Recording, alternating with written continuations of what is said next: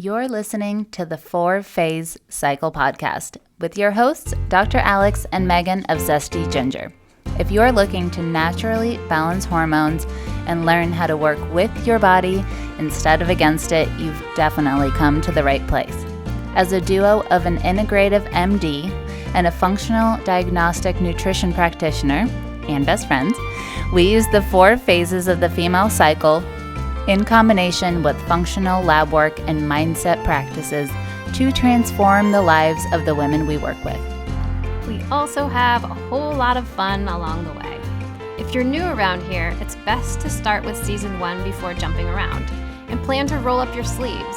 Showing up for ourselves and enjoying our lives is what good health is all about. Just a quick reminder though, this information is not intended to diagnose, manage, or treat disease. Always consult with your doctor before making changes. Hi there, it is Alex. We are back with day 6 of our Flowing with Your Cycle series. Thank you so much for being here. Super duper excited about getting this and flowing with you guys. As I said yesterday, I'm right here with you. I'm doing all the things with you. This is every time I do this, it's just such an eye-opening experience, especially when you're being intentional, which is something that we're going to talk about today.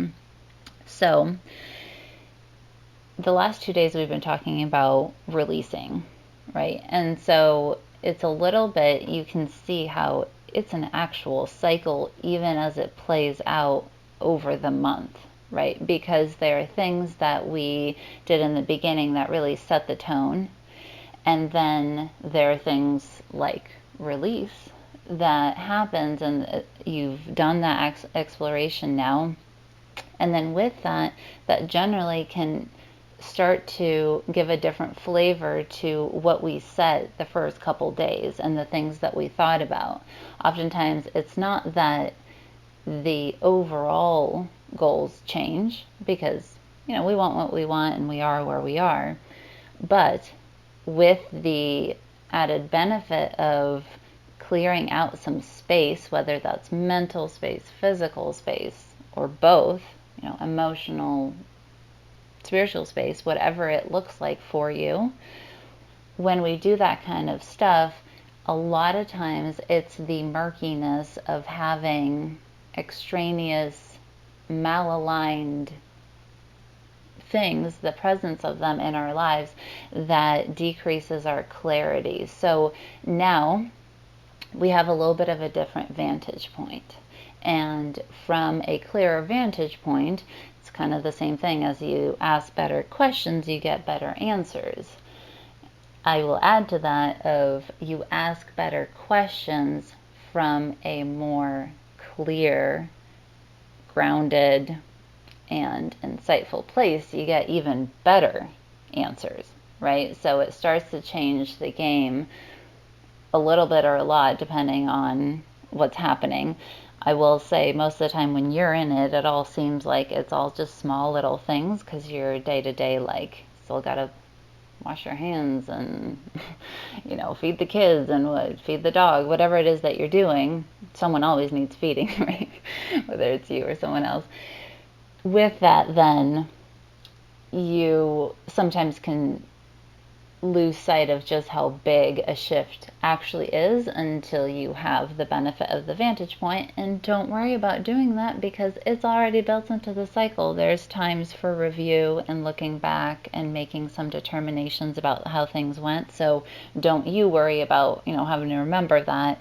Part of this 28-day series, we will absolutely get there. And that's why this works so beautifully, because it's all so well balanced and so kind of logical in the grand scheme of things. And there's a lot of things in the world that don't make that much sense. So it's really nice that female physiology and kind of the things that we have, you're like, this is where you see it play out, like nature, it's just amazing, and the whole system just works together. So that's cool.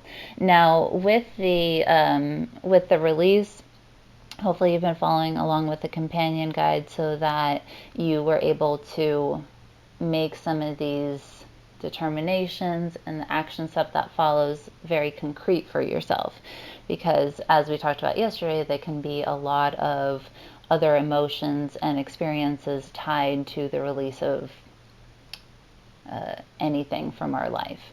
Now, with that, the companion guide is going to be really helpful today as well. I mean, hopefully every day, but some of these bigger topics really are so profoundly helpful when you can see it on paper, what it is that you're thinking, and you can actually work it out there. And so make sure to go over to zestyginger.com/flow, and you can grab the companion guide to go along with this. All right, so with that, as we clear out space, the whole deal with clearing out space is that we are aiming to fill it with bigger and better things intentionally. Right? So this is the equivalent of, you want to buy a new car, you have one parked in your garage. It's the act of pulling the old car out so that we can get the new car in. And that's just kind of the big picture, because you are where you are, but you want to be, growing and expanding and moving towards the future. So this is that transitional point where up front, I mean, you can have two cars, right? So there you can have it be exactly what you want. Let's not put limitations on stuff. But generally speaking, what's nice is that as we start to plan for the removal of something, then we bring in the vision of where we're going. And that does a couple of things. Most of us, just like we were talking about yesterday, feel that it is an easier experience. And if this isn't you, again, you don't have to internalize it just because I'm saying it. So if it doesn't jive with you, cool. But most of us feel more comforted paddling towards the shore where we can see where we're going, rather than not having that and paddling away into open water. So that's kind of that release game, right? It's, if you are realizing something big, like you don't like your job, and you probably want to set up some sort of income, and fill in the blank for whatever works for you, but generally speaking, then most people, the fear comes from, well, what am I going to do instead? So this is where beginning to really make that vision concrete and give more of ourselves the opportunity to really feel into what we want instead, and keep that top of mind at this part of the cycle, because what will happen next, phases 2 and 3, are much more outwardly active and creative, and you take the steps towards what it is that you want, right? It's this clarity that sets up the basis of then what that will look like, right? So we don't need to have the full picture. Like, you don't actually need to know what your next job will be if you want to leave the old one that you have. But it can be really nice to begin to acknowledge and reinforce in your environment the small inklings of things that you have. So for that, what does it actually look like, right? This is where, when we sit and we are going to think about, like, what did I pull out? What came up for me yesterday? And that's like a check back with your companion guide as a review. Sometimes sleeping on it a day, helps for that clarity. Then the next thing is, like, if I now am intentionally picking what I want instead, whether directly one-to-one, like what I want to replace, like job and job, or I'm letting this go and it's actually a completely different category that will replace it, right? Maybe quitting job and staying home to either start a business or be with your family, or go sit on a beach. I don't know what it is, but whatever it is that you want, there's likely going to be something. Now, if you're one of those lucky people that gets the entire vision dropped into you and you see that, I'm super happy for you and a little bit jealous. Most of us, it seems, kind of get the inklings of things like that dripped out to us, but for the most part, there's something there that can be held on to, right? It's like, I know I'm moving, and I keep seeing stuff about this state. Right? People keep bringing it up to me. I see the license plates everywhere. Like, I got a random job recruiter reaching out to me from that state, right? It can look like that, where of course you don't actually know, like you wouldn't be able to explain that to someone logically. Obviously, if you hang out with people like Megan and I, that stuff is everything. So we're like, oh, you have a feeling about that? Cool, I'm with you. I'm into your vision as long as you're into it, right? So, but for most of us, like, we have something that looks like, gosh, I can just barely see through that little door. And then that is what we want to identify today. So it's not a super big ask. You don't have to know exactly where you're going to make this getting intentional about where you're going. That can be all that it is. Just a tiny little inkling of something that you have, up to I know exactly what I'm doing, and anywhere in between. That's what we want to identify today. Okay, so especially when it comes to health, when people are dealing with health issues, that is where sometimes we cannot envision exactly what it would look like if we were healthy. But for the most part, we have visions of what that could be. Like, maybe you're really fatigued and you're like, if I just had a day where I'm at the beach with my kids, I have the energy to like schlep all the stuff to the beach, set it up, and then even like get in the water, build a sandcastle, and then go in for nap time, that would be phenomenal. Right? So you have that. Or, fill in the blank. What does it look like if someone's happy with their job? It's not to say that you have to leave your job right now, because that's part of the release phase deal. Like, not everything's going to happen at once, of course, because now is not always the time to actually take action to make it happen. This is where we're figuring out our own roadmap, being led by ourselves and acting as our own kind of sovereign authority towards the kind of life that would make us feel good. And so with that kind of stuff, even if we're still at that job and we want to be doing something else, this is the type of questions that can really start to help and make that a reality. Is like, if I were the type of person to have this new thing, whatever, having a baby, having that job, what would I be doing? What is that person like? What is their life actually like? Because if you're waking up in the morning and you open your eyes and you're like, I dread that job. That job sucks. Like, I don't want to go in, right? The person that you will be at the new job, with your new business, whatever it is, that person's not waking up with that, right? They're already doing that kind of thing. So yes, it's incredibly important to feel the signals that our body is giving us, which is why day 2 already happened. We honed in on that, and then that's a practice that unfolds over time. It's that feeling of dread, super duper important information to get from yourself. But at the same time, a lot of times people are like, if I keep feeling the dread, it'll motivate me to get a new job, right?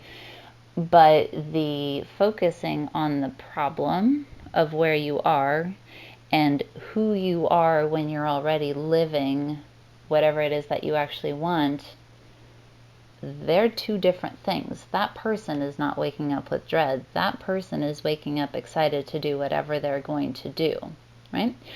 So that's not to say that magically you wake up and you don't have dread. That's not ever well, okay, no, let me not put limitations on it. That's usually not how it goes.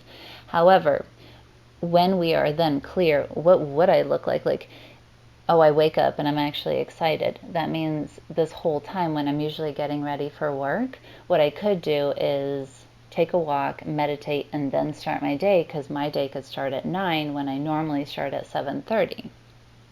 Right? Then you're actually in real time creating that roadmap by thinking through that kind of thing. So it becomes, instead of a nebulous change, like, I want to be healthy, right? Whatever that means. And then when we feel bad about ourselves, is usually that ambiguity of like, but I'm not healthy yet, that makes us feel really bad about ourselves, even though we don't actually really have a lot of clarity about what exactly does that mean for me. Because then as we figure out what that means for you, like, it means I wake up and I don't cry first thing in the morning. It means that I wake up and I'm like energized to go and I feel appreciative of the day.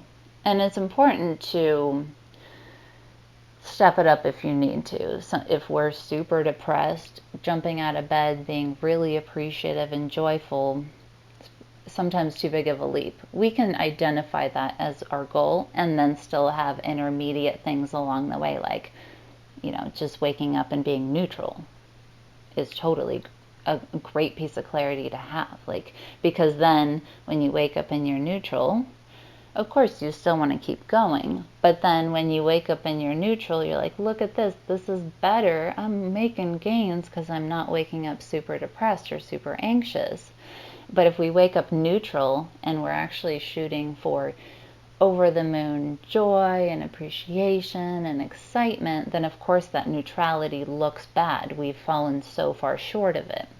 So that's why the clarity can come in whatever it is that you're ready for, but the components are definitely worth thinking about, because as you are navigating the reality of what that looks like, who would you be in that case, then what happens with that, and we'll get there as the cycle goes on, is that with our goal and who we are being as the person who already has that goal, all of a sudden the small components of the path start to appear, right? So if it's, I want to wake up feeling a certain way, which I have done, like I've set that, I've identified that, and this is just an example. You can do it however way that your intuition is leading you to. But for example, if I want to feel a certain way, my alarm has the conscious statement in it already of the reminder for that, right? So then now, because I had the clarity to say, that's who I want to be, I obviously know where I am because I did that work as well. And then with that, then, okay, how do I set the tone for the day? Well, I can do a reminder. And then that actually makes it very tangible in terms of, now I have a reminder on my phone that helps me externally in my world see. I'm a sticky notes person. Whenever I have clarity around who I want to be, like, it can be as simple as hydrating, right? Like, healthy people feed and water themselves. And for some people that sounds like, well, obviously, and for some of us it's that's harder. And fill in the blank for anything else that you struggle with, because more than likely some other people are struggling it with you, and some people are like, that's the easiest thing ever, and that's why we're all kind of individuals. But with that, when I have the goals, then the visual reminders happen, right? So if you are planning, if what you got was, what does feeling good mean to me? What am I doing that when I get there, I'm like, oh yeah, this is what I meant. Like, I'm actually living this out. Then we can have external representation of that as a reminder in our world. So if all of a sudden you want to go to the beach with your family, have the energy to do that, what if the background of your phone became a beach? And then every time you pick up your phone, that's that reminder, yeah, this is what I'm going for. This is how I want to feel. And of course, there's going to be moments where you're like, oh, I'm not there yet. And that beach is pissing me off. But the alternative is that we kind of go back and forth. I want that, but I can't have it. And when we don't set up anything in our internal environment or external environment to continually remind us and mirror back to that, then usually nothing happens. Like there's no movement, and that feels epically crappy. I mean, it's one thing to feel like you're being slow in moving towards your goal, but the torture that follows, and boy, I'm saying this in relation to something that I've been working on in my own life, not for health for me specifically, but for another area of my life. The torturing that I was doing of myself, of constantly going back and forth on it because I didn't have a lot of clarity around it, was really, really uncomfortable. And when there was no movement because of it, then I got frustrated with myself, and the whole thing just feels a lot harder. It's all fine when we do that. Like when I really thought about it, it's me kind of holding myself back. There's no one else judging me. There's nothing else that's going to happen. I don't get punished for it. But man, I really want it. I want to make that happen. Like I want to set up my life in a way that allows that to transpire. And then that's going to be my reality. And then the way it works is then you want other things. And once you've done this in different areas, then even though a new area can bring its own things up for you, it's still, you still have evidence already that you have created that. And now you're like, well, I can figure this out too. Maybe there's new little obstacles and pitfalls here, but I got this. And so today, this is where kind of allow yourself to dream, and then with the intentionality, we're really going to start to move in that direction. Don't forget though about the possibility of having multiple tiers. If you are in the place to really see the bigger vision and it feels good to you, you're going to use your emotions to make the determination ultimately of whether it's working for you. If it feels good to have the big dream, cool. That's your emotions and your guidance being like, I'm on board. Let's do this. If you can kind of get a sense of that, but you're like, boy, that seems really far away, and it's that sort of like, I haven't made it before I even started it, then that's where you can outline what you have and then say, in order to launch me in closer to that, where is a stop off point that does actually feel good to me? So it's not going to be the ideal, and you can know that, but then also say, I'm going to feel into how much is my brain ready for that intermediate step? Like, does that even feel like I can get there? And then you kind of just work through it until you get to the intermediate step that does actually feel good to you. You're like, well, if that happened, like, yeah, I know I'm not done, but if that happened, I know I'm on the right track. And then again, you got cycles upon cycles, days on days. So all of this can then start to unfold over time, but that's essentially how Megan and I step it up. We were never like, then we have 600,000 followers on TikTok. We were like, I don't know, we'll go on there and see if we get 20. And then we got 20 and we took it up from there. There's just not that much of there's a lot of stories around goal setting, and it has to be a certain way. And so, but our takeaway has always been like, if our own brains aren't buying it, it's just not that motivating. And a lot of times that's where, for us, I'm not saying this across the board. It seems to be that's where the self-sabotage comes in, right? Because you don't even really believe that. You don't think you can have it. And then your brain will always make you right every single time. It has no opinion on its own. It's just going to be like, well, she doesn't think that's going to happen. We're not going to make that happen. That's just not how the brain can't supersede your own intentionality. And so that is the kind of funnel that we use to work through that kind of stuff. And then sometimes, I will say, sometimes if you get a little looped in and you're feeling bad about yourself because you're not at that big vision yet, just take a break. Stepping away from it sometimes can be really helpful, and then coming back to it.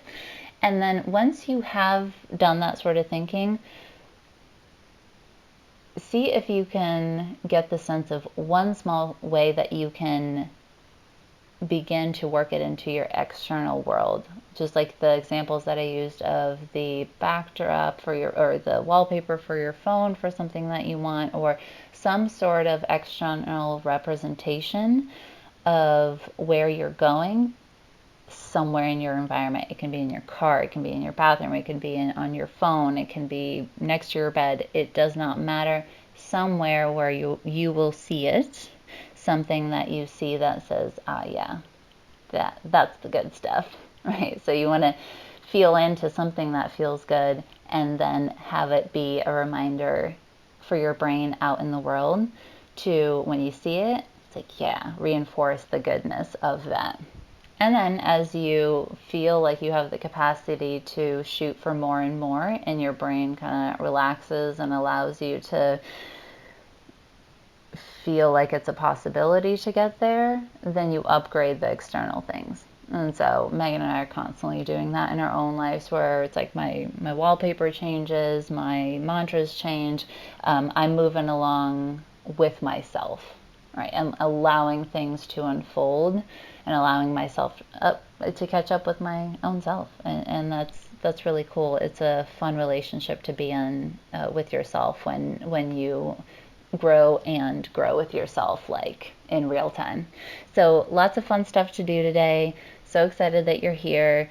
Take a screenshot of this and please share your takeaways with me. I love hearing it. I am paying attention to what you all are having come up for you, because I will put that into this 28-day series. I'm creating it in real time with you. So please just tag us on Instagram. Let us know what's going on. Let us know what's happening. And I will basically just be responsive to whatever it is that you all need. All right, sending you lots of love. Super appreciate you. Have a great day. Thanks for coming out to hang with us on the podcast. It is our goal to transform the way women are treated in healthcare. And we need your help. We need your help to get the word out. We have a lofty goal of 1 million downloads. And we know that as this podcast grows, we're going to be able to reach more women, get more amazing speakers for you, and bring the most cutting-edge information.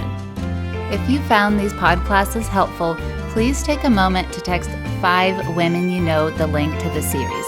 We appreciate your help so much. Can't wait to see you next time.